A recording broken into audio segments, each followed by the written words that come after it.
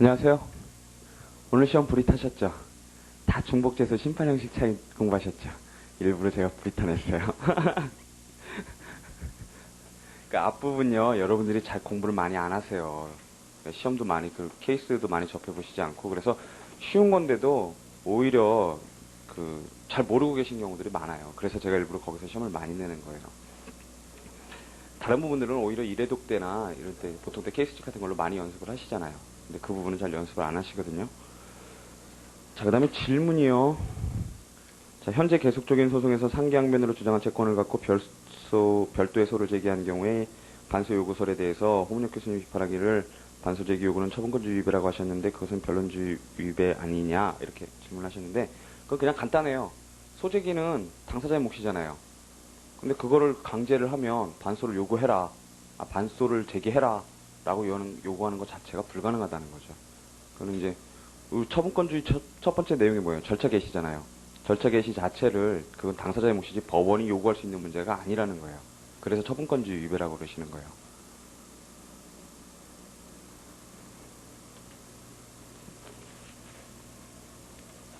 그래서 이제 여기 적극적 성명이냐 이렇게 하셨는데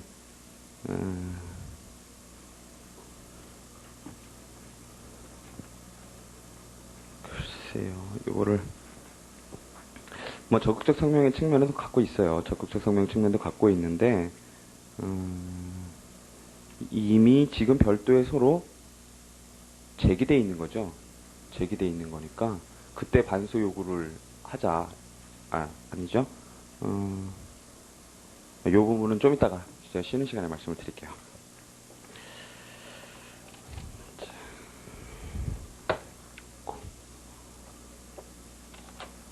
자, 오늘부터 이제 강행군입니다.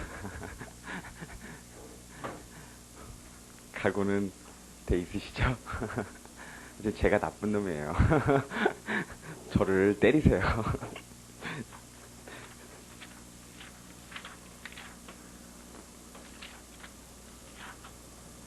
밤길에 저를 몰래 따라오셔서 때리세요, 저를. 어제 드디어 GS 보강 2번 하고 어제 끝냈어요. 근데 너무 진짜 엄청나게 강행군이었던 것 같아요. 자, 우리가 변론 준비 절차 종결까지 했죠? 종결까지 했죠? 자, 그래서 오늘 그 다음에 변론인데요. 변론 뭐 별 얘기 없어요. 여기 변론 옆에는요. 자, 287조 1항, 2항, 3항이다 이렇게 적어 놓으시고요. 자, 여기 법조문이 아주 잘 돼 있다 그랬었어요. 그래서 쭉 순서대로 돼 있는데요. 287조 보면은 변론 준비 절차를 마친 뒤에 변론 그래놓고 법원은 변론 준비 절차를 마친 경우에는 첫 변론 기일을 거친 뒤 바로 변론 종결해라. 당사자는 협력해라 그랬고요. 그 다음에 그 변론 기일에서는 우선 변론 준비 기일 결과를 진술해라 그랬고요. 그 다음에 변론 기일의 변론 준비 절차에서 정지한 결과에 따라서 바로 증거 조사해라 그랬어요. 그리고 이거는 증인 신문하고 당사자 본인 신문이라 그랬어요. 그렇죠? 자, 그래서 그게 순서대로 서술돼 있는 거예요. 우선요, 변론의 상정 그랬어요. 그러니까 변론 준비 기일 결과 진술하는 거 그걸 얘기하는 거죠. 그래서 첫째 줄에 그 법조문 그대로 돼 있죠. 변론 준비 기일을 마친 뒤에 변론 기일에서는 변론 준비 기일의 결과를 진술하도록 했다. 그래서요, 토대는 변론 준비 조서를 토대로 하고 이 진술이 변론의 상정이라 그랬었어요. 전에요. 그렇죠? 올려놓는 거라 그랬어요. 변론 위에 올려놓는 거라 그랬고 바로 이제 소송 자료가 된다는 거죠. 이때부터. 왜냐면 그 전에 변론 준비 절차에서 했던 변론 준비 기일이든 뭐든 사실은 사이비 변론이라 그랬잖아요. 그렇죠? 그리고 진짜 변론에 들어가야 뭐 형식적인 것이긴 하지만 그때부터 진짜 소송 자료가 된다는 거고요. 뭐 형식적인 의미밖에 없어요. 자, 서면에 의한 변론 준비 절차를 마친 경우에 자, 소장이나 답변서나 준비서면이 이미 왔다 갔다 했으니까 그거에 따라 변론해라 그랬고요. 맨 마지막 줄에서 셋째 줄 보시면요. 하지만 형식적인 변론의 상정이 아니고 변론 준비 기일에서 정리한 쟁점하고 증거 신청 조사 결과를 실질적으로 상정해야자. 그냥 이렇게 말씀하시는 거고요. 그러니까 이거는 뭐 형식적으로 뭐 이렇게 자세하게 얘기 안 하고 이렇게 했습니다. 그냥 간단하게 얘기하지 말고 실질적으로 주장이 뭐였고 증거가 뭐였고 이거를 자세하게 얘기하라는 거예요. 그냥. 자, 그 다음에 1항 문제죠. 첫 번째는 2항 문제였고 그 다음에 1항이요. 이례 변론 기일주의와 계속 심리주의 그랬어요. 그래서 둘째 줄에요. 첫 변론 기일을 거친 뒤 바로 변론 종결할 수 있도록 해야 그랬고요. 이제 법조문이죠. 그 다음에 맨 마지막 줄에는요, 네 줄 내려오시면요, 2일 이상 소요될 때는 가능한 한 종결에 이르기까지 매일 변론을 진행 그랬어요. 그게 바로 계속심리주의죠. 그래서 그 밑에 줄에 계속심리주의 원칙 그랬어요. 계속심리주의를 원칙 그랬고요. 자, 그 다음에 그게 규칙 72조 1항에 있고요. 그 다음에 그 다음 이 규칙 72조 2항 이렇게 돼 있는 거죠. 그거만 동그라미 쳐놓으시면 되고요. 그 다음에 이제 3항이죠. 정리된 결과에 따른 집중적인 증거조사 그랬는데요. 첫째 줄 끝에 변론기일에서 밑에 줄에요. 즉각적인 증거조사 하라 그랬고요. 그 밑에 줄에 그거는 집중적인 증인신문과 당사자 신문이다 그렇게 됐고요. 그래서 밑에 줄에 변론기일은 집중 증거조사 기일이다 그렇게 되는 거죠. 법조문이니까요. 그냥 나중에 훑으실 때는 그냥 쓱 훑어보시면 돼요. 자세하게 멈추시지 마시고요. 자, 오늘 할 것 중에 이제 중요한 게 이제 이 변론의 내용이고요. 변론의 내용에서 뭐 본안의 신청, 공방, 그 다음에 항변을 또 따로 떼어갖고 별도로 하고요. 그 다음에 이제 소송에 있어서 형성권의 행사, 요게 이제 또 중요한 문제고요. 그 다음에 우리가 소송행위 일반에 대해서, 그러니까 이거는 여러 군데서 쓰이는 거기 때문에 기본으로 알고 계셔야 되는 것들이고요. 그 다음에 소송상 합의, 소송 계약, 요런 그 다음에 특히 소송행위의 철회 취소, 요 문제하고 뭐 하자치 요 정도는 그렇고요. 변론의 실시 뭐 이런 거는 별로 뭐 다른 것과 관련해서 알고 계시면 돼요.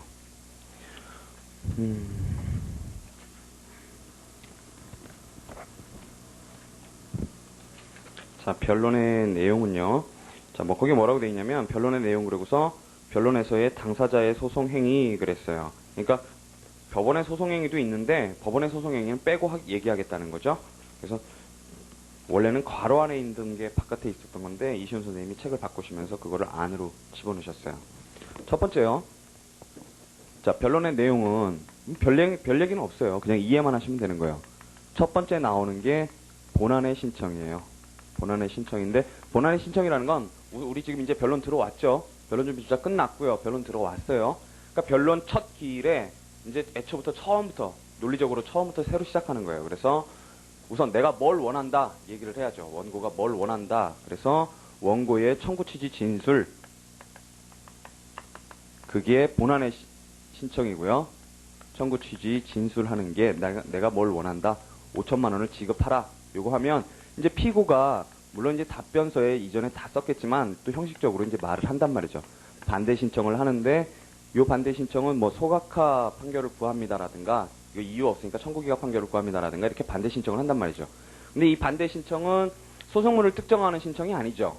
그러니까 원고의 청구 취지 진술은 소송물을 특정을 하죠. 소송상 청구가 뭔지를 특정을 하기 때문에 이건 본안에 관한 신청이란 말이죠. 본안의 신청이지만 요거는 이 본안의 신청에 대꾸를 이루는 게 소송상 신청이에요. 그 외의 모든 것들이 다 소송상 신청이란 말이죠. 그래서 이 반대 신청의 성질은 소송상 신청에 불과하다는 거고요.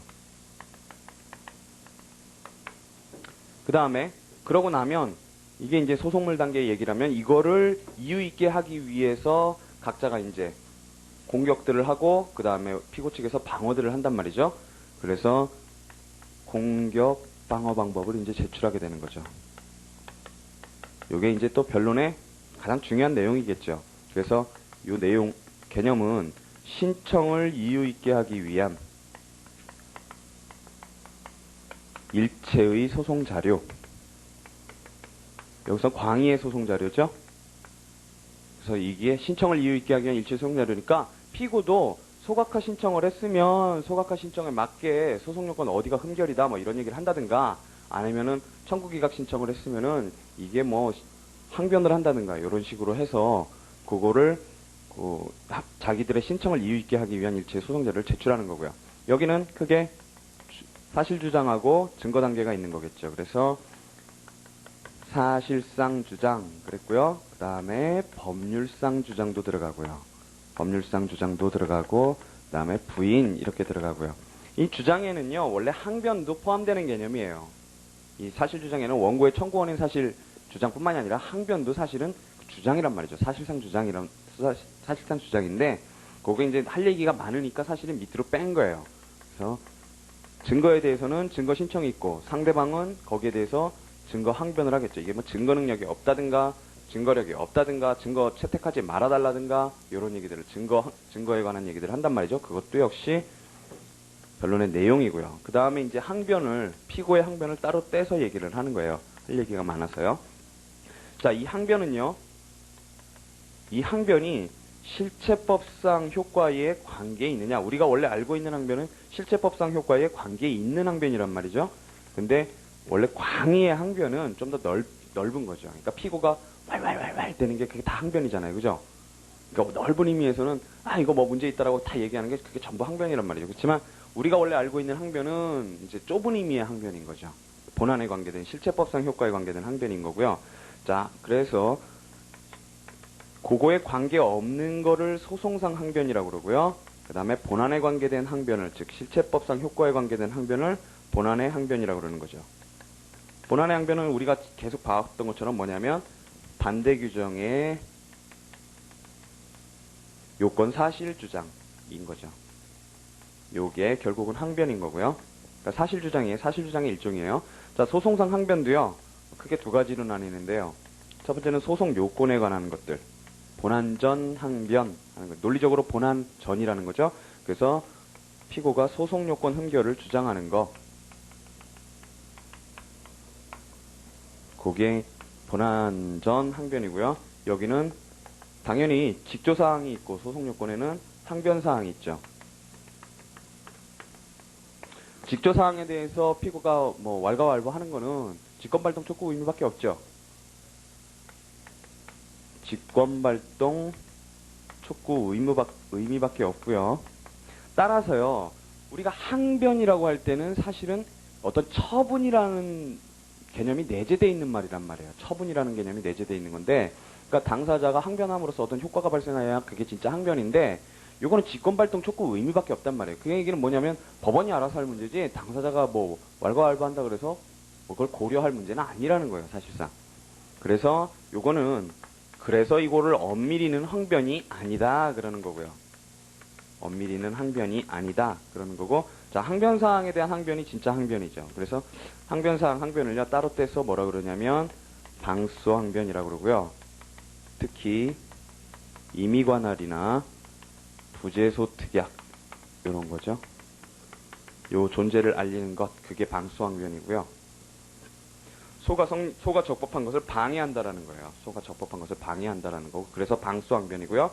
그 다음에 또 소송상 항변 중에, 즉 본안에 관계없는 항변 중에 증거 항변이 있단 말이죠. 증거 항변이 있는데, 하지만 원래 증거의 채택, 그러니까 증거조사 들어가기 전에요, 누가 증거 신청을 하면 그 증거조사를 할 건가 말 건가 하는 게 증거 체부예요. 증거 체부고, 그 다음에 증거조사를 다 하고 나서 그걸 판결에 기초로 할 때 그 증거를 사실 인정 자료로 쓸 것인가 말 것인가, 그 증거력을 인정할 것인가 말 것인가 하는 건 증거 취사예요. 증거 취사요. 그걸 이제 뭐 엄밀히는 구별 안 하고 막 그렇게 쓰시는데 원래는 구별되는 거예요. 그래서 증거 체부하고 증거 취사가 있는데, 요거는 법원의 전권이죠, 원래요. 이건 뭐 당사자가 신청했다고 해서 꼭 조사해야 되는 것도 아니고, 이거 법원의 전권이란 말이죠. 그래서 역시 법원의 전권이고 직권이기 때문에 이것도 역시 엄밀히는 항변이 아니에요. 그 다음에 자, 이제 본안의 항변이 있는데요.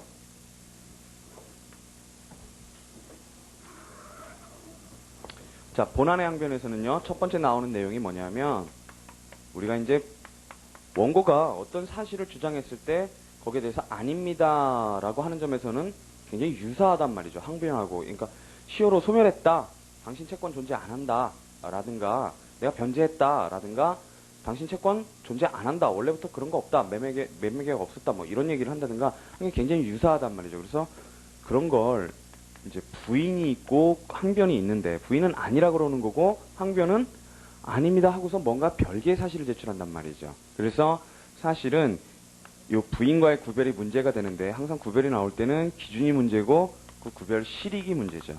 그래서 구별 기준은요, 항상 직접 부인이든 간접 부인이든 마찬가지예요. 양립 가능성이 있는가, 즉 원고가 주장하고 있는 그 권리근거 규정의 요건 사실에 과에 양립 가능성이 있는가, 요거에 의해서 부인하고 항변하고 구별되는 거고요. 그 다음에 그 구별 실익은요, 뭐 여러 가지가 있지만 제일 중요한 건 입증 책임이에요. 증명 책임이요. 입증 책임 소재에서 항변 같은 경우는 별개, 맞습니다 하고서 그렇지만 그러고서 나간단 말이죠. 그렇기 때문에 그렇지만 한 다음에 한 사실들에 대해서는 결국 피고가, 왜냐하면 자기가 몸담고 있는 규정의 요건 사실들이니까 변제로 했다든가 시효 소멸했다든가 이런 것들에 대해서는 피고가 입증 책임을 지게 되는 거고요. 그 다음에 아니다 했을 때는 원래 권리근거 규정에 몸담고 있는 원고가 권리근거 규정의 요건 사실에 대해서 입증 책임을 진단 말이죠. 그러니까 부인의 경우에는 부인당하는 상대방이 입증 책임을 지는 거고, 항변의 경우에는 항변을 제출하는 사람이 입증 책임을 지는 거죠. 이게 가장 중요한 효과고요. 그 다음에 자, 본안의 항변에도 이제 종류가 여러 가지 종류가 있는데 크게 두 가지 기준이 있어요. 두 가지 기준이 있는데 첫 번째는 자, 항변할 때요. 재한부 자백이 성립하는 경우가 있고 가정 항변하는 경우가 있어요. 자, 뭐냐면 매매대금 채권을 구하는데 그랬더니 맞다. 하지만 나는 갚았다. 이렇게 얘기를 하면은요. 매매계약에 기한 대금 채권이 존재했더라는 사실에 대해서는 자백이 성립한단 말이죠. 그거에 대해서는. 그렇지만 갚았다. 그러니까 그 앞에 부분, 갚았다 그러는 부분에서는 이제 별개 사실을 제출하는 거지만 앞에 부분에 대해서는 자백이 성립한단 말이에요. 그래서 그거를 재한부 자백이라 그러는 거고요. 그래서 여기는 그 앞에 부분이, 그러니까 원고 주장 사실이 자백이 성립해요. 그 다음에 가정항변은 뭐냐면 똑같이 항변인데 둘 다 이제 이렇게 하는 거예요. 갚았다. 갚았는데 만약 내가 갚았다라는 사실이 인정이 안 되면, 그러면 그때서야 비로소 내가 그러면 그거 인정 안 되면 내가 5천만 원 채권 다시 반대 채권 가지고 있는데 그거 갖고 상계하겠다. 이렇게 얘기를 하는 거예요. 그러면 자, 요거하고 다른 점은 뭐냐면 확정적으로 원고 주장 사실을 인정하고 들어가는 거죠. 인정하고 들어가서 아니다. 그러니까 다른 별개 사실을 제출하는 건데 가정항변 같은 경우는 일단 다퉈요. 없다. 그러니까 뭐냐면 난 매매계약 체결한 사실이 예를 들어서 매매계약 체결을 했다 주장하는데 매매계약 체결한 사실이 없다 이렇게 다툰단 말이죠. 만약에 근데 인정이 된다고 하더라도 그러면 나는 상계항변을 하겠다 이렇게 한단 말이에요. 그러면 만약에 그렇게 되면 앞에 사실 매매계약을 체결했다는 사실에 대해서 그러면 자백이 성립하느냐? 그건 안 성립한다는 거예요. 다퉜기 때문에. 이른 다투고 만약에 인정이 된다고 하더라도 그걸 전제해서 가정적으로 항변을 날리는 거기 때문에 이때는 자백이 성립을 안 해요. 이런 걸 가정해서 항변한다 그래서 가정항변이라고 그러고요. 자, 요 기준이 있고 이제 우리가 가장 많이 알고 있는 기준은 뭐냐면 그 반대 규정의 성질에 따라서 권리장애 사실, 그러니까 권리장애 규정의 요건에 해당하는 사실, 요게 권리장애 사실인데 요게 권리 불발생 사실이라고 해요.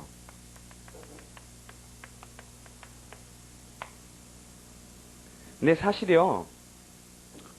그러니까 제가 성립 요건하고 효력 발생 요건이라는 민총에서 우리가 배웠던 성립 요건하고 그 효력 발생 요건, 법률행위예요. 그거를 얘기를 했었는데 그러니까 결국은 알고 보면 뭐냐면 원고가 주장해야 될 사실들은 성립 요건에 해당하는 사실이에요. 성립 요건에 매매계약 체결 사실이라면은 당사자 목적 의사표시 요게 존재한다라는 사실이죠. 하지만 법률행위의 효력 발생 요건은 어때요? 유효 요건은 당사자가 뭐 권리 능력이 있을 것, 그다음에 행위 능력이 있을 것, 그다음에 뭐 아니면은 목적이 확정 가능적법 사회적 타당할 것, 아니면 의사표시가 뭐 표시와 진위가 일치하고 뭐 이런 것들이 하자가 없을 것 이런 게 있단 말이죠.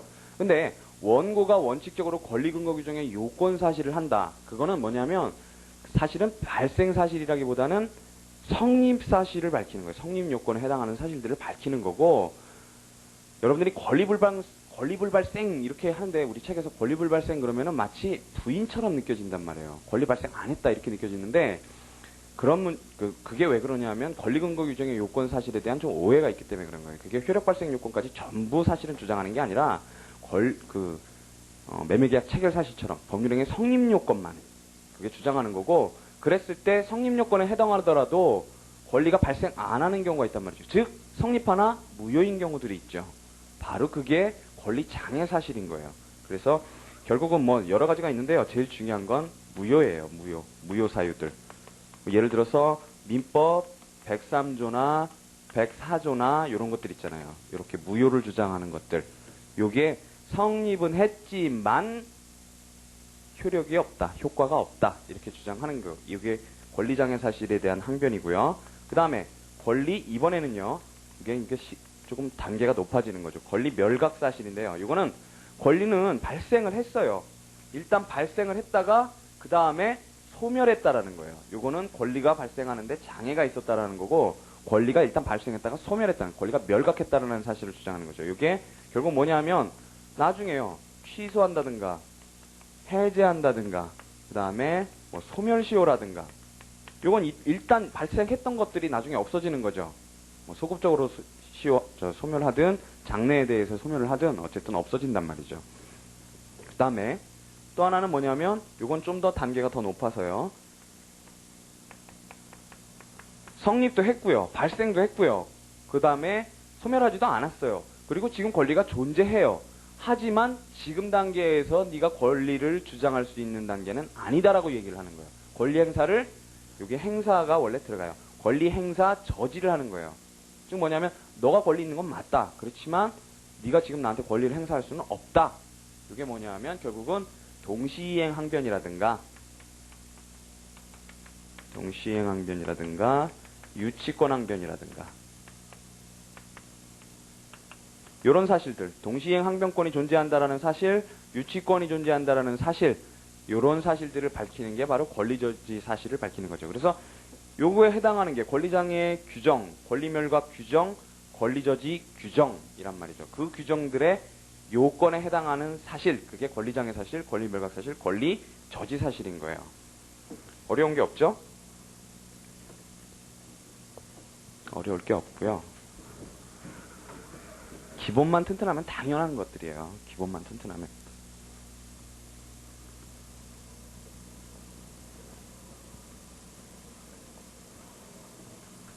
자, 그 다음에요.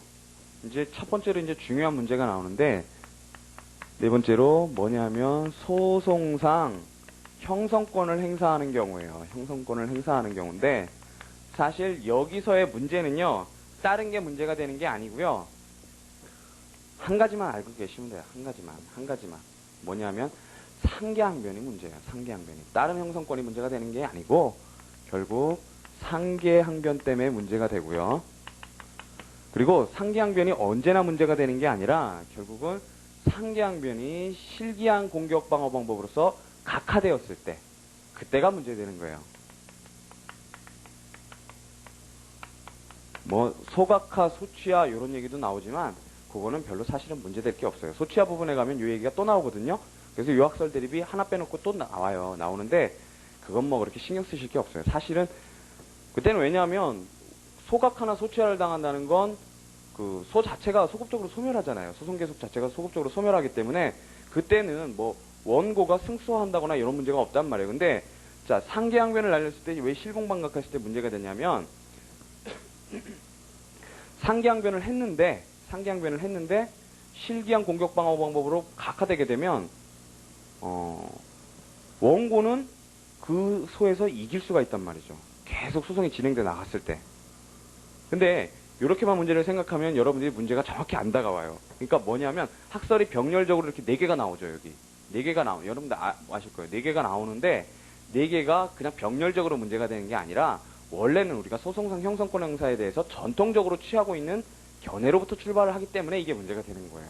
그게 뭐냐면 원래 소송상 형성권 행사에 대해서는 병존설이라는 견해를 우리가 전통적으로 취해왔단 말이죠. 근데 요거에 따를 때 문제점이 생기기 때문에 요거를 해결하기 위한 학설이 사실은 3가지가 있는 거예요.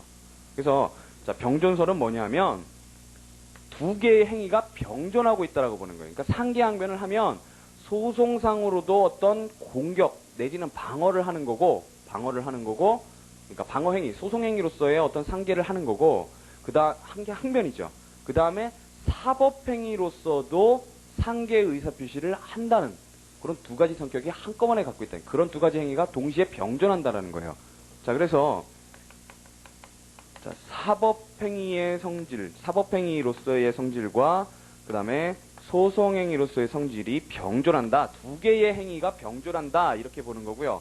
자, 사법행위로서는요. 사법행위로서는 상계 의사표시이기 때문에 우리 민법대로요. 그대로 자동채권과 수동채권. 자동채권이 이제 반대채권이죠. 여기서 여기에 자동채권이 반대채권이고 수동채권은 결국 원고가 소로서 구하고 있는 채권일 거예요. 요게 소급해서 상계적 상시에 소급해서 소멸하는 효과가 발생한단 말이죠. 근데 소송행위로서는 어떠냐면 항변으로서의 효과가 발생하는 거죠. 항변으로서 소송상에서 그 원고 청구를 이유 없게 만드는 항변으로서 효과가 발생하는 거고요. 근데 문제는 뭐냐면 이게 보통 때는 문제가 없어요. 그리고 다른 항변의 경우에도 문제될 게 없어요. 문제될 게 없는데 상계 항변의 경우에 실기한 공격 방어 방법으로 각하돼서 그 항변을 안 받아들여지게 되면 이 병존설에 의하면 어떻게 되냐면 사법행위로서의 효과는 그대로 남는단 말이죠. 남고요. 그 다음에 소송행위로서의 효과는 발생을 못하죠. 각하됐으니까. 그 주장이 각하됐으니까. 실기한 공격 방법으로서 부적법하다 그래서 각하됐으니까 그 효과는 받아들여지지 않는단 말이죠. 남지 않는단 말이죠. 그래서 결국 어떤 결과가 벌어지냐면 실공방 각하 시에 자 원고가 지금 원래 소로서 구하고 있는 채권이 수동채권인데 사법상의 효과로서는 수동채권도 소멸해야 된단 말이죠. 그런데 결론은 어떻게 되느냐면 자 우선 자동채권은 각하가 됐다고 하더라도 사법행위로서의 의사표시로서의 효력은 그대로 남아있기 때문에 우선 자동채권은 소멸해요. 병존설에 의하면 자동채권은 소멸하는데 그럼 수동채권도 그럼 소멸하느냐? 그게 아니기 때문에 문제인 거예요. 수동채권은 이게 소송행위로서는 항변으로서는 각하가 됐기 때문에 상계항변이 각하가 됐기 때문에 소구채권은 그대로 진행이 되죠. 소송이 진행이 돼갖고 이길 수가 있게 되는 거예요. 그죠? 그러니까 논리적인 문제점이 발생하죠. 문제점이 발생하는 거예요. 그래서 수동채권은 결국 존재하는 효과가 발생해요. 존재하는 효과가 결국 발생을 하고 그렇기 때문에 요거에 의할 때 그러니까 승소가 가능하다는 거죠. 승소가 가능하고 이 승소가 가능하기 때문에 이 결국 수동채권이 존재하는 효과가 발생한다는 거예요. 그리고 이게 확정되면 기판력이 발생을 하죠. 그러면 애꿎게 자동채권만 소멸하는 이런 불이익을 당하게 된단 말이죠. 피고가. 그러면 이 문제를 어떻게 해결할까? 그러니까 요게 우리의 출발점인 거예요. 사실은 저 자체가 출발점이 아니라 요게 출발점이고 요거를 그럼 어떻게 해결할 것인가 요거를 둘러싸고 이제 나머지 해결하기 위한 견해들이 나왔던 거예요. 그런데 이제 우리가 답안지 쓸 때는 네 가지를 병렬적으로 쓰게 되는 거죠. 그래서 첫 번째는요. 자, 첫 번째는 어떤 견해냐면 요거를 저 사법행위로서의 효과 요거 때문에 문제가 되니까 아예 소송행위로서만 보는 거예요. 상계항변을 날렸을 때 그거를 형성권 행사하면 순수 소송행위로서의 성격만 갖는다. 따라서 소송법상 효과만 발생한다. 이렇게 보는 거예요. 상계항변 했을 때. 소송법상 효과만 발생하고 그게 소송법상 효과만 발생하기 때문에 나중에 판결을 받게 되면 상계항변에 대한 판단에는 기판력이 발생한다 그랬죠. 그러니까 결국 그렇게 돼서 처리가 되면 몰라도 그러니까 이게 사법상 효과까지는 보통 때 발생 안 한다고 하는 거예요. 소송상 행사를 해도요. 그러니까 그러면 문제가 없죠. 여기서 문제가 없단 말이에요. 이런 효과가 요 소급 소멸하는 효과가 없으니까요. 상계항변이 실공방으로 각하된다고 하더라도 그럼 각하돼서 그냥 끝난 거예요. 끝났고 별소로다가 나중에 그 반대채권을 소구하면 되는 거예요. 받을 수가 있죠. 그렇지만 병존설에 의하면 그 반대채권 나중에 소구 못하죠. 소멸해버렸으니까요. 소멸해버렸는데 어떻게 달라 그래요. 나중에 피고가. 못 달라 그런단 말이죠. 다 이 소송, 이 본소가 끝나고 나서요. 자, 그렇고 그게 소송행위설이고요. 그 다음에 양성설이라는 견해가 있어요. 이건 이제 요런 어떤 행위들에 대해서 요렇게 견해들이 나오는 건 나중에도 또 나와요. 뭐 재판 상화회 할 때도 나오고 여러 군데서 나오는데 자, 양성설이라는 건 뭐냐면 거기서 그 재판 상화회 할 때는 경합설이라고 부르는 거예요. 경합설이라고 부르는데 자, 요것도요. 두 가지 성질을 다 띠고 있다고 보는 거예요. 병존설 두 가지 행위를 두 가지 성격을 다 띠고 있다고 보는데 요거는 근데 두 개의 행위란 말이죠. 행위가 두 개인데 양성설은 두 가지 성질을 갖고 있지만 한 가지 행위예요. 한 개의 행위예요. 한 개의 행위. 한 개의 행위가 두 가지 성질을 갖고 있고 그리고 요거의 구체적인 의미는 뭐냐면 양성질의 효과가 양성질로서의 효과가 서로 의존관계에 있다라고 보는 거예요. 즉 뭐냐면 소송행위로서 유효하게 받아들여지지 않으면 사법행위로서의 효과도 안 발생하고 사법행위로서 유효하게 받아들여지지 않으면 소송행위로서의 성질도 못 갖는다는 거죠. 그래서 의존관계에 있대. 서로 결부되어 간다는 거예요. 조건적으로 의존관계에 있다는 거고, 그렇다면 어때요? 소송행위로서 지금 가학화가 됐으니까 사법행위로서의 효과도 발생 안 하겠죠. 요 견해에 의하면요. 그래서 문제가 해결되는 거고요. 그 다음에 뭐하러 그러느냐. 우리 전통적인 태도대로 병존설 그냥 가자. 원래 병존설이 맞다.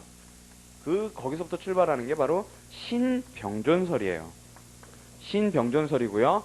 자, 이 신병존설은 뭐냐면 원칙적으로 병존설 맞다. 다른 것들은 그리고 상기항변에서 다른 때 문제 될 때도 병존설로 가면 맞다 하는 게 그게 이 신병존설인데요. 하지만 여기서 상계항변을 날릴 때는 그거를 조건부 의사표시로 봐요. 조건부 의사표시.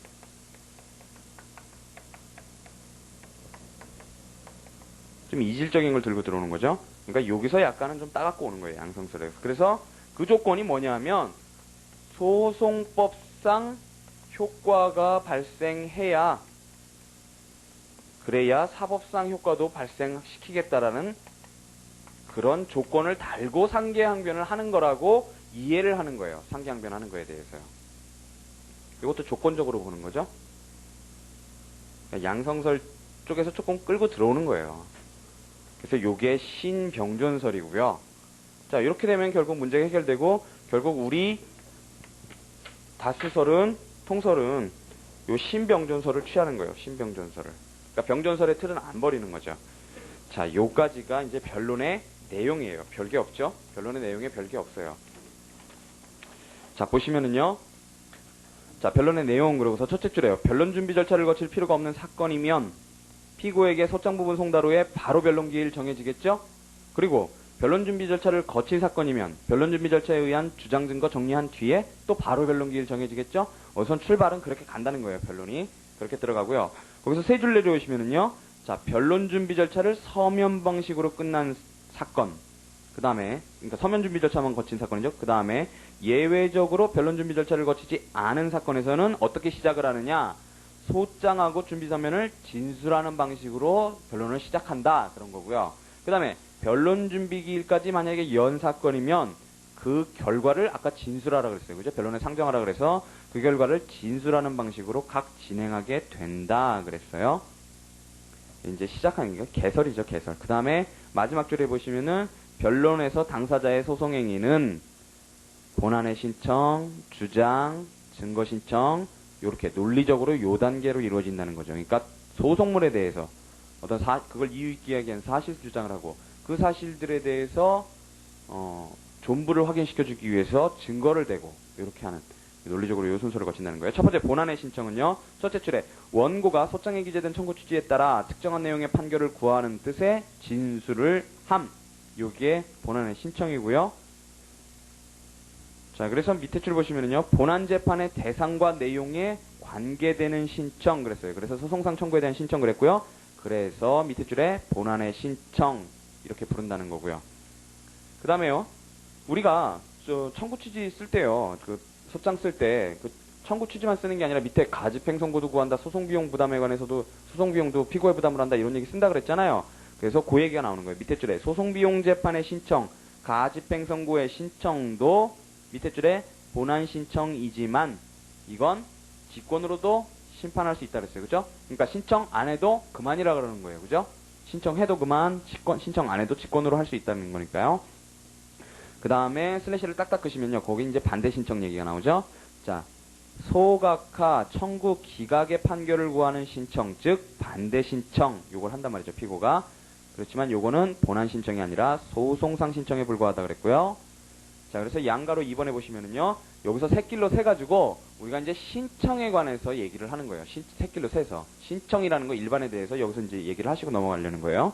자, 일반적으로요. 신청이라 할 때에는 당사자의 법원에 대한 밑에 줄에 일정한 소송행위의 요구란 말이죠. 그러니까 법원이 무슨 소송행위를 해주세요 하는 게 신청이란 말이죠. 그랬을 때 첫째 줄에 보시면은요, 거기에는 본안의 신청도 있고 소송 절차에 관한 신청도 있는데 이를 소송상 신청이라고 한다 그랬어요. 소송 절차에 관한 신청, 요거를 소송상 신청이라고 그런다 그랬고요.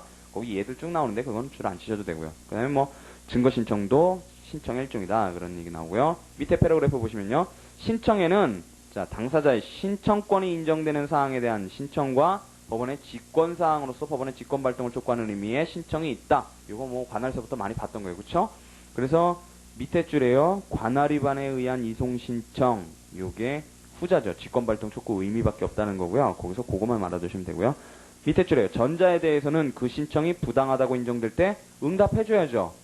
신청권이 있는 사항에 대해서는 응답해줘야 되고 불복도 가능하죠. 원칙적으로요. 그럼 신청권 없는 사항에 대해서는 응답도 필요 없고 불복도 안 된다는 거예요. 논리가. 그래서 전자에 대해서는 신청이 부당하다고 인정될 땐 각하 재판으로 응답 그랬고요. 밑에 줄에 후자에 대해서는 이에 응답하는 재판이 필요 없다 그랬고요.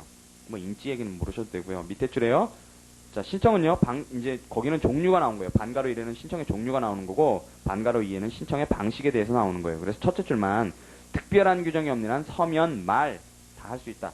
자, 이 앞으로 161조가요, 한 2, 30번은 나올 거거든요. 한 번만 보고 넘어가세요. 161조요. 자, 161조는요,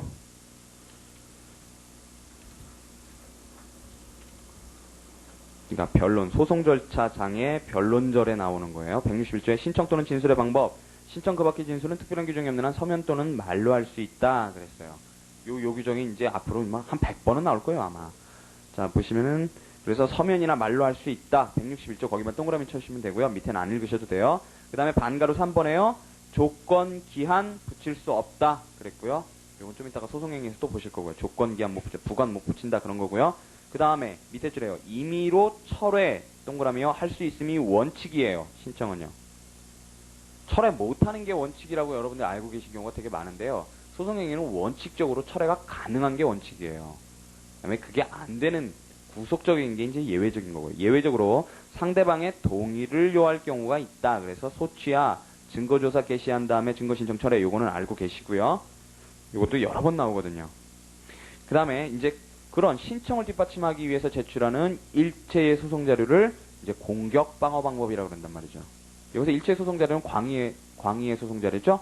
그래서요, 밑에 줄에요, 밑에 줄 끝에요, 공격 방법 이렇게 나오죠. 그러니까 원고가 제출하는 게 공격 방법이고, 밑에 줄에 방어 방법 이렇게 나오죠. 끝에요. 그건 피고가 제출하는 거죠. 그러니까 원고가 하는 게 공격, 그다음 피고가 하는 게 방어. 그래서 합쳐서 공격 방어 방법이다 그랬고요. 맨 밑에 줄에 원고의 소외 변경이나 피고의 반소는, 이건 소재기잖아요. 그죠? 이거는 공격 방어가 아니란 말이죠. 그래서 새로운 본안의 신청이지 결국 공격 방어 방법은 아니다 그랬고요. 그 다음에 거기 뭐 주장 입증 뭐 이런 게 나온다는 얘기고요. 거기에 뭐 안 치셔도 되고요.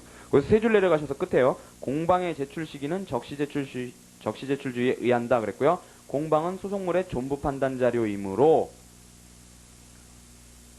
기판력이 발생 안 하고 소송 계속도 발생 안 한다 이렇게 돼 있어요.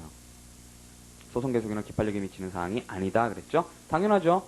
판결 이유 중 판단이니까 그렇고요. 그 다음에 소송 계속도 소송물에 대해서 인정이 되잖아요. 우리가 봤죠? 중복재소 하기 직전에요.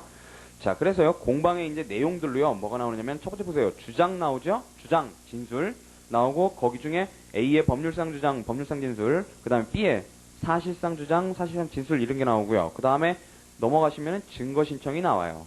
공방에서. 그 다음에 이제 항변이 나오는 건데요. 자, 우선요, 주장에도요, 우리가 사실상 주장만 생각할 수 있지만 법률상 주장이라는 것도 있단 말이죠. 법률상 주장이라는 것도. 그래서 첫 번째 A에서 법률상 주장은요, 자, 동그라미 1 부분에 이제 넓은 의미의 법률상 진술, 고게 하나, 둘, 셋, 넷, 5줄까지가 그게 넓은 의미, 광의의 법률상 진술이고요. 그 다음에 거기서 슬래시를 딱딱 끄시면 좁은 의미의 법률상 주장 이렇게 나오죠. 맨 위에는 대꾸를 이루는 거예요. 그러니까 넓은 의미의 법률상 진술, 밑에는 좁은 의미의 법률상 진술 이렇게 했고요. 그러니까 동그라미 1이 지금 둘로 나뉘는 거예요. 광의하고 협의. 그래서 넓은 의미의 법률상, 광의의 법률상 진술은 뭐냐면 법규의 존부, 내용 또는 그 해석이나 적용에 관한 의견까지 다 포함하는 거라는 거예요. 거기만 줄을 쳐두시면 되고요. 예를 들면 그러고서 거기는 줄은 치지 말고 보세요. 외국 법규나 자치단체 조례, 권리남용이나 이게 권리남용이다 라고 이렇게 진술하는 거예요. 아, 저 원고가 저렇게 하는 거 권리남용이에요 라고 이렇게 진술한다면 그게 바로 법률상 진술이라는 거죠. 그게 사실상 진술은 아니라는 거예요. 자, 그 다음에 선량한 풍속에 위반된다. 뭐 이런 주장을, 이렇게, 말을 이렇게 한다니까요. 그러니까 피고가 예를 들어서 선량한 풍속에 위반됩니다. 이렇게 얘기를 하면, 그거는 법률상 진술이라는 거예요. 그거는. 법적인 용어지, 그건 법원은 구속 못 하는 거죠. 그런 법률상 진술은. 그게 진짜 선량한 풍속에 위반되는지 아닌지는 그런 당사자가 제출하는 사실 가지고 법원이 판단할 일이지, 그거는 당사자가 뭐, 선량한 풍속에 위반된다 그래서 위반되고, 아니라 그래서 아닌 거예요. 그런 건 아니란 말이죠. 자, 그래서 넓은 의미의 법률상 진술은 그렇고요. 그래서 밑에 줄에 보시면은요, 법원을 구속할 수 없고 단지 법관의 주의를 환기시키는 의미밖에 없다 그랬어요. 그래서 거기 괄호 안에 법률은 법원이 안다 그랬죠. 자, 이번엔 좁은 의미의 법률상 주장은요, 밑에 줄에 구체적인 권리관계의 존부에 관한 자기의 판단의 보고 그랬어요. 즉, 내가 소유권에 의해서 등기말소 청구권을 구하고 있는데 상대방이 네 소유권자 맞다 이렇게 얘기하는 거예요. 너 소유권 있다. 아니면은 원고가요. 나 소유권자예요. 이렇게 얘기하는 진술이요. 요게 바로 구체적인 권리관계에 대해서 그 존부에 대해서 법률상 진술을 하는 거란 말이죠. 그래서 자기 판단의 보고다. 그래서 예컨대 뭐 소유권자라든가 손해배상 의무가 있다. 뭐 이런 진술이라는 거예요. 말뜻 그대로요. 그래서 밑에 줄에 보시면요. 원칙적으로 변론주의의 적용을 안 받죠. 왜요? 변론주의는 사실에 대해서만 적용되는 거잖아요. 원래. 그죠? 그래서 적용을 받지 않으며 법원은 이에 구속 안 된다 그랬어요. 원칙적으로 그렇다 그랬어요. 원칙적으로 법원은 이에 구속 안 되는데 이제 나중에 이제 그런 예외들이 나오는 거죠. 자, 그 다음에요. 이 동그라미 2에서는요. 다툼에 관한 얘기가 나오는 거예요. 법률상 주장에 대해서 이제 처음에 두 줄은 다툼이 있을 때, 그 다음에 나머지 네 줄은 다툼이 없을 때 원칙과 예외가 나와요. 이제 우선 첫째 줄을 보시면요. 상대방이 만약에 그 법률상 주장을 다투는 경우 그 법률상 주장을 뒷받침할 사실을 주장해라 그랬어요. 사실을 주장해야 된다 그랬고요. 그래서 괄호 안에 줄 치지 말고 보세요. 원고 소유권을 피고가 다투면 원고는 소유권 취득의 원인 사실을 주장해야 된다. 그러니까 내가 소유권자다 그랬더니 저쪽에서 아니다 너 소유권자 아니다 이렇게 하면 이건 법률상 진술에 불과하고, 그러면 원고가 오히려 내가 그럼 어떻게 해서 소유권을 취득하게 됐는지, 내가 옛날에 매매 계약을 체결해갖고 이전 등기 다 받고 이래갖고 소유권을 취득했다 이런 사실들을 제출하라는 거예요. 그래야 된다는 거고, 그 다음에요. 슬래시를 딱딱 끄시면은요. 이번에는 다툼이 없는 경우인데요.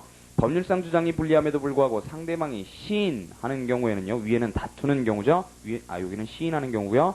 권리자백이 된다 그랬어요. 자, 상대방이 너 소유권 있다. 맞다. 이렇게 하면요. 소유권에 의해서 원고가 지금 등기말소 청구를 들어갔는데 피고가 네 소유권 있다. 딱 이렇게 하면은요. 자, 그게 권리자백이 되는 거고요. 원칙적으로는 구속력이 없어요. 원칙적으로는 구속력이 없지만 다만 예외가 나오죠. 소속물인 권리관계 자체에 대한 법률상 주장을 시인하는 때는 이것도 역시 권리자백이지만 청구의 폭이 일락이 된다는 거예요. 그때는 밑에 줄에 예외적으로 구속력을 인정한다는 거고요. 자, 우리가 자백이라는 것은요. 원래 사실상 주장에 대해서 자기에게 불리한 상대방의 사실상 진술에 대해서 변론이나 변론 준비 기일에서 그거에 시인하는 진술이란 말이죠. 그런데 자백은 사실상 주장에 대해서 하는 거죠. 권리자백은 법률상 주장에 대해서 하는 거예요. 그러니까 원래 자백은 사실상 주장에 대해서 하고 당사자에 대한 구속력과 법원에 대한 구속력인데 법원에 대한 구속력은 법원의 사실 인정권이 배제된단 말이죠. 근데 요 청구 포기 일락이라는 건 사실 인정권뿐만이 아니라 법원의 법률 판단권까지 배제를 시켜버리는 거예요. 왜냐하면 원고가 내가 소유권에 의해서 등기말소 청구를 한다 그러면 소속물 뭐예요? 등기말소 청구권 존부죠. 그러면은 피고가 니한테 등기말소 청구권 있다, 나한테 등기말소 의무 있다 이렇게 해버리면요, 소송 끝나는 거죠. 그게 바로 청구 일락이란 말이에요. 아니면 원고가 나와가지고 소송 그렇게 제기해놓고 나와가지고 나한테 그 등기말소 청구권 없습니다 이렇게 하면 이게 청구 포기란 말이죠. 자, 그랬을 때는 구속력이 인정된다라는 거고요. 그거는 이제 나중에 또 자세히 보실 거예요. 자, 그 다음에 동그라미 3에는 소속물 이론이 나오는 거예요. 소속물 특정에 관한 얘기가 나오는 건데요. 자, 우리 다 봤던 얘기예요. 첫째 줄에 신구이론 사이에 견해 차이가 있다 그랬는데 밑에 줄에요. 구이론 그래놓고요. 그 줄 끝에 원고는 소속물의 특정을 위해 뭘 진술해요? 실체법상 권리 특정하라 그랬어요. 그죠? 진술을 생략할 수 없으며 법원은 그에 구속된다 그랬죠? 그 다음에 밑에 신이론은요. 밑에 줄에 신이론은 원고 주장이 있어도 법원이 구속되지 않는 법률적 관점 그랬어요. 그러니까 위에는 실체법상 권리 박스, 밑에는 법률적 관점 박스. 그쵸 그랬어요. 자, 이게 이제 법률상 주장이고요. 요거는 또 이제 앞으로 많이 보실 거예요. 자백 부분에 가면 자세하게 나와요. 자, 그 다음에 사실상 주장이 있는데요. 첫 번째 이제 의 부분에 이제 동그라미 1의 개념 종류가 나오는데요.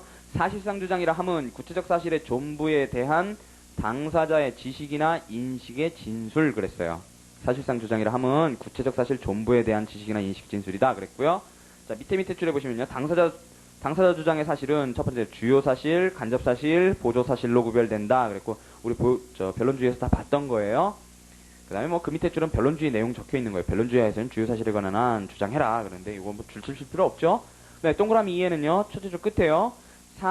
여긴 철의 정정이 나오는 거예요. 동그라미 2에서는 철의 정정이요. 사실심 변종시까지 이를 임의로 철의 정정할 수 있음이 원칙 그랬고요. 자, 예외가 뭐겠어요? 자백이죠, 자백. 그죠? 그래서 다만, 그리고 밑에 줄에 재판상 자백 그랬고요. 밑에 줄에 취소 요건을 갖추지 않는 한 취소가 허용 안 된다 그랬어요. 자, 나중에 이제 자백 취소 요건은 보시게 될 거고요. 자백을 취소하는 경우에는 5가지가 있어요. 했었죠? 재간동 경착이요? 그거 나중에 이제 보실 거고요. 그 중에 착이 바로 요 288조 단서에 있는 취소 요건이란 말이죠. 착오와 진실에 반한다. 요거를 증명하면 돼요. 그 다음에요. 자, 동그라미 3번에는 이제 조건과 기한에 관한 얘기가 나오는 거예요. 그러니까 사실상 주장에 대해서 앞에는 개념 종류 보고 철회 정정할 수 있는지 보고 이번에는 조건하고 기한을 보는 거예요. 그래서 첫째 줄 끝에요.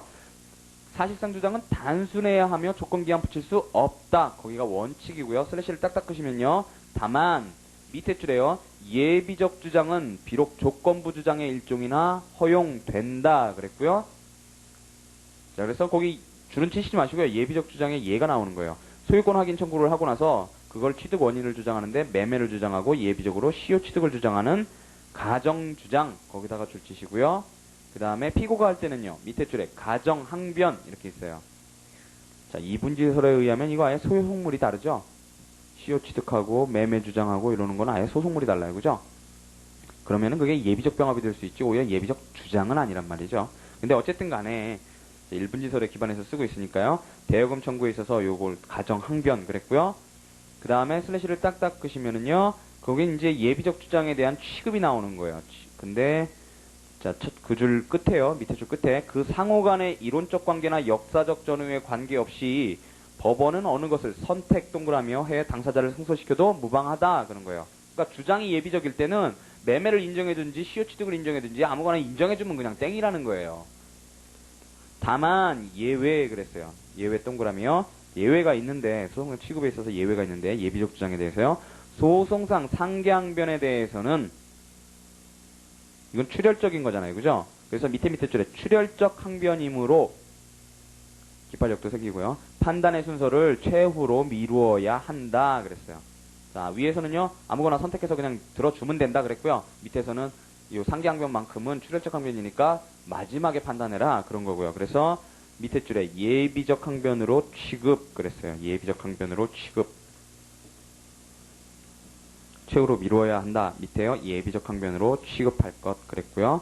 밑에 줄에 지상물 매수 청구권 행사도 같이 취급 그랬어요. 자, 건물 매수 청구권도 출혈적 항변이라고 했어요. 그죠? 상계항변하고 항상 같이 따라다니는 거예요. 취급할 때요. 근데 뭐 여기 아직 기판력에 대해서는 얘기가 없죠. 있을 필요도 없어요. 상계항변하고 좀 달라서요. 그 지점은. 자, 그랬을 때요. 자, 원고가 만약에 사실상 주장을 하면 내지는 피고가 사실상 주장을 하면 그러니까 항변을 하면요. 예를 들어서 항변을 한다면 거기에 대한 상대방, 원고나 피고의 상대방의 답변 태도가 4가지로 나뉜단 말이죠. 맞다, 아니다, 모르겠다, 또는 뭐예요? 맞다, 아니다, 모르겠다, 쌩 하는 거죠. 하는 거예요. 그죠? 그래서 그게 침묵이죠. 그래서 첫 번째 부인 나오고요. 거기만 줄을 쳐주시면 되죠. 부인, 그 다음에 부인도 진술이에요. 끝에 보시면은 진술 그랬어요. 진술이다. 그러니까 사실상 그것도 주장이란 말이죠. 사실은. 그 다음에 나예요. 부지 그랬어요. 자, 거기는 좀 줄을 치세요. 상대방의 주장 사실을 알지 못한다는 진술 그랬고요. 부지는 다툰 것으로 즉 부인으로 추정한다 그랬어요. 150조 2항이에요. 자, 부지는 부인으로 추정해요. 모른다 그러면은 아 다투는 거구나 이렇게 추정한다고요. 자기가 관여하지 않은 행위에 대해서는 부지라는 답변이 허용 그랬고요. 그러니까 자기가 관여한 것에 대해서는 부지라고 못하죠. 그러니까 당신하고 나하고 매매계약 체결했지 않소 이렇게 얘기하는데 모르겠는데요. 이렇게 할 수는 없다는 거예요. 내가 했다 그랬으면 나 그런 적 없다 라든가 맞다 라든가 둘밖에 얘기 못 한다는 거죠. 그 다음에요. 맨 밑에 줄에 부지는 자신의 인식이 대상이 아니었던 사실에 한하여 허용된다 그랬어요. 그 얘기야 그 얘기죠. 그리고요. 자백은요. 자기에게 불리한 상대방의 주장 사실을 시인하는 진술 그랬고요. 역시 진술이죠. 침묵은요. 상대방의 주장 사실을 명백히 다투지 아니함 그랬어요. 그래서 밑에 줄에 자백 간주된다 그랬어요. 자백 간주된다. 침묵하면 자백 간주된다. 150조 1항 이렇게 나와 있고요. 그 다음에 밑에 줄에 150조 3항 이렇게 거기다만 동그라미 쳐놓으시면 돼요. 뭐 자세히 읽으실 거 없고요. 다만 자, 자백하거나 침묵한다고 해서 자백하거나 침묵을 한다고 하더라도요. 그게 완전히 방어 포기하는 건 아닌데 그 예로 뭐냐면 셋째 줄에요. 원고 청구가 주장 자체로 이유가 없다라고 얘기할 수도 있는 거고 그 다음에 항변을 하는 경우도 있다 그런 거죠. 자백하거나 침묵한다고 하더라도요. 그냥 그 정도만 알아두시고 넘어가세요.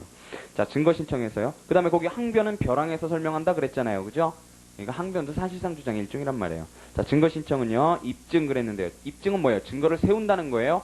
그래서 증거를 제출하는 걸 얘기하는 거예요. 증거 신청은 다툼이 있는 사실에 대해 필요하다 그랬고요. 자, 다툼이 있어야 되죠. 그러니까 요증 사실에 대해서 필요한 거지 불요증 사실에 대해서는 증거 신청 필요 없어요. 증거 필요 없고요. 상대방의 부인이나 부지로 답변한 사실 거기에 대해서 증거가 필요한 거죠. 그리고 맨 밑에 줄에 보시면요. 증거 신청에 대해서는 상대방은 증거 항변으로 대응할 수 있다 그랬어요. 이 증거 조사하지 마세요. 이렇게요. 그 다음에요. 자, 이제 항변이 나오죠.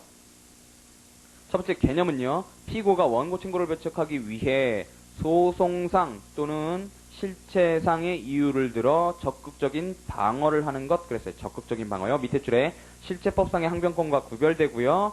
넘어가시면은요. 밑에 줄에 소송 절차에 관한 항변인 소송상 항변하고 거기를 괄호쳐 버리시고요. 청구 기각을 목적으로 한 실체관계에 관한 본안의 항변 괄호치시고요. 그 두 가지가 있다라는 거고요. 자, 그러면 첫 번째 소송상 항변이요. 실체법상 효과에 관계없는 항변 그랬어요. 그래서 본안전 항변하고 증거 항변 이렇게 두 가지가 있죠. 본안전 항변 가로치고 방수 항변 이렇게 돼 있는데요. 자, 원고가 제기한 소의 소송 요건의 그죠? 있어서 소가 부적법하다는 피고의 주장 그게 소송상 항변이고요. 슬래시를 딱딱 끄시면은요. 맨 처음에는 이제 직권조사 사항에 관한 얘기가 나오는 거예요. 둘째 줄 끝에요. 직권조사 사항 박스 치시고요. 밑에 줄에요. 밑에 줄에요. 엄밀한 의미의 항변이라고 하기 곤란하며 법원의 직권발동 촉구 거기다 박스 치시고요. 법원의 직권발동 촉구하는 의미밖에 없다 그랬고요. 그래서 뭐 줄 치시지 말고 보세요. 무권대리 항변, 소송계속 항변, 기판력 항변 그러니까 중복제소라든가 기판력이라든가 이런 거 주장할 때 이거 직권발동 촉구 의미밖에 없다는 거고요. 그러하다 다음에 슬래시를 딱딱 끄시면요. 그 밑에는 이제 진짜 항변 사항이 나오는 거죠. 그러나 다 줄을 치세요. 임의관할 위반, 소송비용 담보 제공, 부재소특약, 중재계약 등의 방소 항변 박스 치시고요. 는 예외적으로 피고의 주장을 기다려 고려하는 것이기 때문에 진정한 의미의 항변 박스 치시고요. 그러니까 위에는 지금 직권조사사항이 나오고요. 밑에는 항변사항이 나오는 거예요. 지금. 그 다음에 증거항변은요. 자, 첫 번째요. 동그라미 1. 상대방의 증거 신청에 대해 부적법, 불필요, 증거 능력의 따위를 이유로 하여 각하를 구하거나 이거 증거조사 전이죠. 그 다음에 동그라미 2. 증거력이 없다 하여 증거조사 결과를 채용하지 말아달라는 진술 이건 증거조사 후죠. 자, 요것들은요 전부 밑에 줄에 직권사항이고요. 법원의 직권사항이에요. 증거 체부나 취사는 우선 증거 체부는 법원의 직권사항이고요. 그 다음에 증거력 유무, 증거조사 후에 증거력 유무의 문제도 법관의 자유심증 거기도 박스요. 직권사항 박스, 법관의 자유심증 박스요. 이기 때문에 밑에 줄에 엄밀한 의미의 항변 아니다 그랬어요. 무슨 얘기인지 아시겠죠? 당사자에게 처분권 전혀 없다라는 거예요. 처분권한이 전혀 없다라는 거예요. 자, 그 다음에요. 본안의 항변 보시면요. 개념은요. 그리고서 첫째 줄 끝에 원고 청구를 배척하기 위해 원고 주장 사실이 진실임을 전제로 해서 이와 양립 가능 박스요. 양립 가능한 별개의 사항 다 박스 치세요. 양립 가능한 별개의 사항에 대해 피고가 하는 사실상의 진술 그랬어요. 자, 본안의 항변도 사실상 진술이죠. 사실상 진술을 말한다 그랬고요. 밑에 줄에 권리 근거 규정과 상반되는 반대 규정의 요건 사실을 주장 그게 항변이고요. 밑에 줄에 따라서 간단히 반대 규정의 요건 사실의 주장, 거기다 박스를 치시고요. 반대 규정의 요건 사실의 주장이다. 항변이 뭐냐? 반대 규정의 요건 사실의 주장이다. 그게 항변이고요. 자, 부인과의 구별이 나오죠? 둘째 줄 끝에요. 원고의 주장 사실이 진실함을 전제로 항변이요. 그렇다는 거예요. 그게 항변이고요. 그 다음에 밑에 줄에 보시면 원고의 주장 사실이 진실이 아니라는 주장, 그게 부인이라는 거죠. 그래서요. 우선 새길로 다시 빠지죠. 그래서 부인의 종류가 나오고 간접 부인과 특히 구별하는 게 나오고요. 그 다음에 부인과 항변의 구별 실익이 나오죠. 새길로 빠지는 거예요. 우선 부인의 종류는 보시면은요. 첫째 줄에 단순히 원고의 주장 사실이 진실이 아니다. 그거는요. 밑에 줄에 직접 부인, 소극 부인, 단순 부인 이렇게 부른다는 거고요. 직접 부인 이렇게 부른다는 거예요. 매매계약 체결했다. 이렇게 매매계약 체결 사실을 얘기했더니 그런 적 없다. 이렇게 얘기하는 게 그게 직접 부인이라는 거예요. 그 다음에요. 밑에 줄에요. 원고의 주장 사실과 양립되지 않는 사실을 적극적으로 진술. 그게 밑에 줄에요. 간접 부인, 적극 부인 또는 이유부 부인 이렇게 부른단 말이죠. 그래서 요거를 오히려 이유부 부인 이렇게 외우시고요. 간접 부인이나 이유부 부인 내지는 위에는 직접 부인, 단순 부인 그냥 이렇게 외우시면 돼요. 적극 부인, 소극 부인 뭐 안 쓰시고요. 자, 뭐냐 하면 여보세요. 소비대차 계약, 내가 대여금 돈 얼마 꺼줬다. 이렇게 얘기를 한단 말이에요. 그래서 갚아라. 지금 청구를 했어요. 그랬더니 얼마 꺼줬다 그랬더니 피고가 나 그런 적 없다. 이렇게 얘기하면 직접 부인이에요. 하지만 그거 준 거잖아. 꺼준 게 아니고 준 거잖아. 이렇게 얘기를 해요. 그러면 뭐예요? 본질은 똑같아요. 본질은 똑같은데 왜 똑같으냐면 결국 기준이 되는 건 뭐냐면 원고에 지금 주장하는 권리금융 규정의 요건 사실이 뭐예요? 돈 꿔준 사실이죠. 돈 꿔준 사실. 즉 소비대차 계약 체결 사실. 그걸 법적으로 평가하면 소비대차 계약 사실이지만 어쨌든 그게 순수하게 사실적으로 얘기하면 돈 꿔준 사실이란 말이죠. 그러면 그거를 결국 돈 꿔줬나에 대해서 그게 긴가 아닌가 그게 문제가 되는 거죠. 긴가 아닌가. 많다 그러나 아니라 그러나 문제가 되는 건데 둘 다 아니라는 거예요. 그러니까 둘 다 부인인 거예요. 보세요. 그런 적 없다라고 얘기하든 준 거잖아 이렇게 얘기를 하든요. 지금 준 거잖아는 결국은 돈 꿔줬다는 사실에 대해서 부인하는 거죠. 그러니까 이것도 아니라는 말이란 말이에요. 그게 들어있는 거기 때문에 부인이고요. 그러니까 밑에 간접 부인하고 항변하고 구별하는 게 나오는데 그게 뭐 여러분들이 굉장히 골치 아파하세요. 근데 골치 아프고 하나도 없어요. 원고 권리금융 규정의 요건 사실 기준으로 생각을 하면 돼요. 그러면 쉽게 구별이 돼요. 이게 부인인지 항변인지가요. 간접 부인인지 항변인지가요. 그게 맞다라고 치고 넘어가면 항변이고 그게 결국 이 말을 부정하는 거. 요 요건 사실을 부정하는 거면 부인이고 그런 거예요. 자, 그랬을 때 요게 직접 부인, 요게 간접 부인이고요. 간접 부인은 그러니까 우회적으로 부인하는 거죠. 우회적으로요. 그래서 간접 부인이고요. 자, 세 줄 내려가셔서요. 끝에 단순 부인은 원칙적으로 허용되지 않으며 이유부 부인이어야 함이 원칙이다. 그랬어요. 거기만 줄을 쳐놓으시면 되고요. 거기 뭐 민속 규칙 나오는데 뭐 그거 참고로 하시면 돼요. 그 정도만 전날은 그 정도만 보시면 되고요. 간접 부인과의 구별이 나와요. 자, 그래서 항변은 간접 부인과 구별이 힘들다 그렇게 나오는데 둘째 줄에요. 간접 부인은 뭐예요? 원고의 주장 사실과 양립되지 않는 별개의 사실을 진술. 양립 안 되죠? 양립 불가능을 요소로 한단 말이에요. 부인이라는 건 직접이든 간접이든 다 양립 불가능을 요소로 하고요. 항변은요. 원고의 주장 사실이 진실임을 전제로 이와 논리적으로 양립할 수 있는. 결국 뭐예요? 부인이냐 항변이냐는 양립 가능성을 가지고 따져나가는 거고요. 사실을 진술하는 점. 그래서 대여 밑에 뭐 나왔죠. 대여가 아니라 증여받았다. 그건 간접 부인이지만 대여받았지만 변제했다. 이건 항변이란 말이죠. 그래서요. 자, 부인과 항변의 구별 실익이 이제 첫째, 둘째, 셋째 이렇게 갖고 나오는데요. 첫 번째, 입증 책임 분배의 원칙. 거기 줄을 쳐놓으시고요. 입증 책임 분배의 원칙상. 자, 부인은요. 부인은 누가 해요? 부인당한 상대방이 하죠? 상대방이 입증 책임지고요. 그 다음에 항변은요.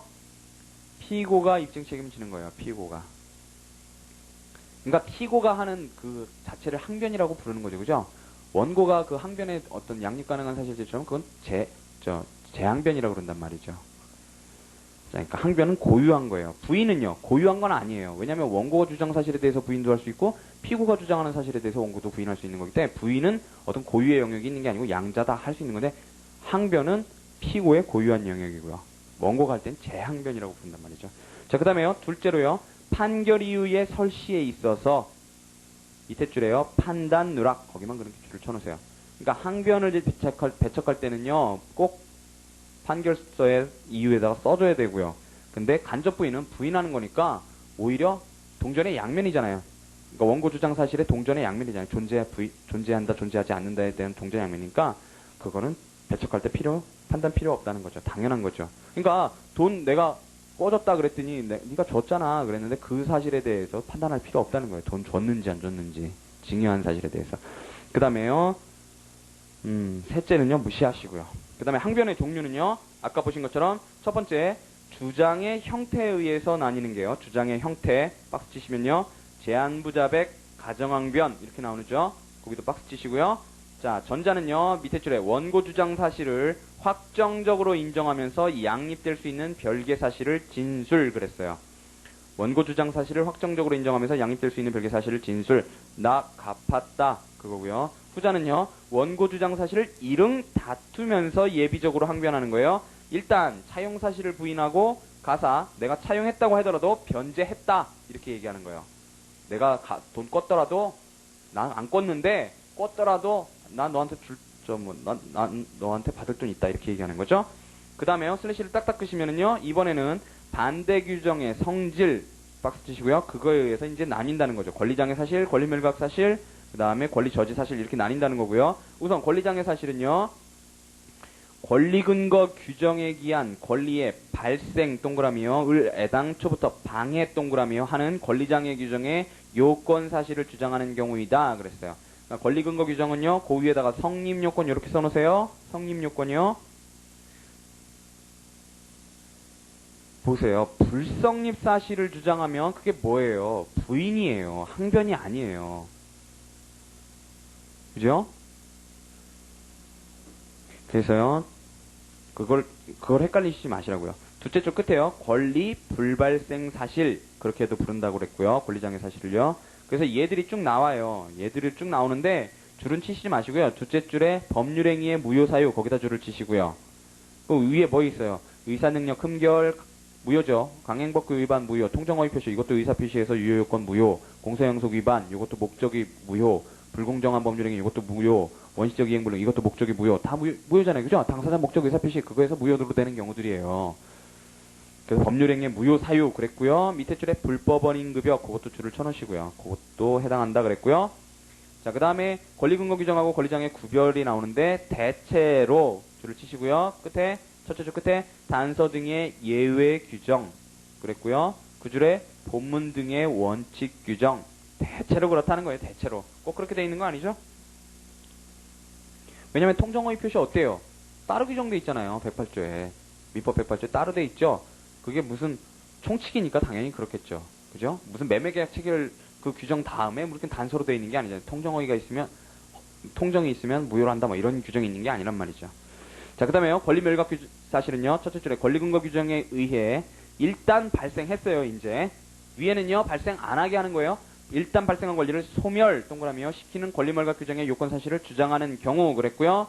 자, 얘들이 쭉 나오는데 첫째 줄에 채권의 소멸 원인, 그 다음에 소멸시효 완성, 해제 조건 성취, 후발적 이행불능 따위 다 줄을 치시고요.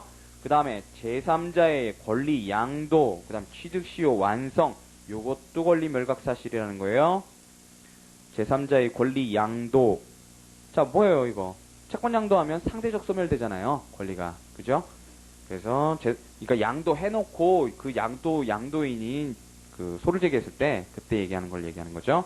그 다음에 권리 저지 사실은요, 첫째 줄에 권리 근거 규정에 의해 이미 발생한 권리 행사를 저지시키는 권리 저지 규정의 요건 사실을 주장하는 경우이다. 그랬고요. 밑에 줄 끝에요. 보통 연기적 항변의 모습으로 나타난다 그랬어요. 연기적으로. 그래서 얘들을 첫째 줄에요. 유치권, 보증인 최고 검색 항변, 그 다음에 동시행 항변, 요런 것들이고요. 밑에 줄에 기한 유예, 그 다음에 목적물 인도 청구에 있어서 권한에 의한 점유, 213조 단서라 그랬죠.